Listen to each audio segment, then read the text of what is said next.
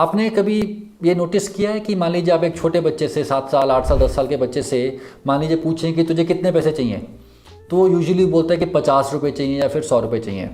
और आप उससे पूछें कि तुम करोगे क्यों 100 रुपयों का, तो उसके पास एक प्लान होता है। वो बोलता है कि 10 रुपये की चॉकलेट लूँगा, 50 रुपये की वो टॉय कार आएगी और बाकी 50 रुपये का झूला झूलूँगा। उसकी जो डिज़ायर है पैसे की, वो बेस्ड है किन्हीं चीज़ों के ऊपर। उसको वो 3 चीज़ें चाहिए, वो 100 रुपये की आती है तो उसको 100 रुपये चाहिए। बट जो हम लोग हैं, हम जो अडल्ट्स हैं, हम लोगों की दिक्कत ये है कि अगर आप एक अडल्ट से पूछे तुम्हें कितना पैसा चाहिए, तो वो एक रैंडम फिगर बोल देगा। अगर वो 20,000 रुपये कमाता होगा तो बोल देगा 1 लाख चाहिए, अगर 1 लाख कमाता होगा तो बोल देगा 5 लाख चाहिए, और शायद अगर 5 लाख कमाता होगा तो बोल देगा 15 लाख चाहिए। वो ये नहीं देखता कि वो उन 15 लाख का करेगा क्या, या फिर वो उस 5 लाख का करेगा क्या। वो एक रैंडम फिगर होती है, और क्योंकि वो रैंडम फिगर होती है इसलिए वो बदलती रहती है। तो फिर किया क्या जाए?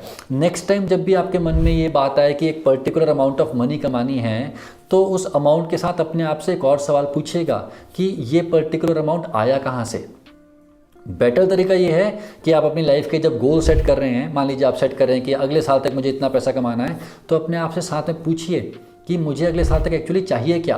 पैसे को भूल जाइए, पैसे तो नोट हैं, पैसे तो कागज़ है। पैसे का मकसद है कुछ उससे खरीदना। वो क्या खरीदना आप चाहते हैं उसको डिफाइन करना बहुत ज़रूरी है।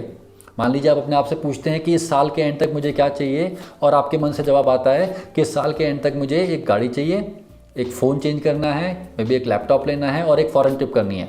मान लीजिए आप एक मिडिल क्लास आदमी हैं और आपके ये गोल्स हैं। तो इन चारों गोल को अचीव करने के लिए जो अमाउंट चाहिए वो डिफाइंड अमाउंट है। शायद वो अमाउंट 10 लाख हो। इन दैट केस आपकी लाइफ का गोल 10 लाख ही होना चाहिए। आपकी लाइफ का गोल एक मिस्टिकल मिथिकल 50 लाख नहीं हो सकता।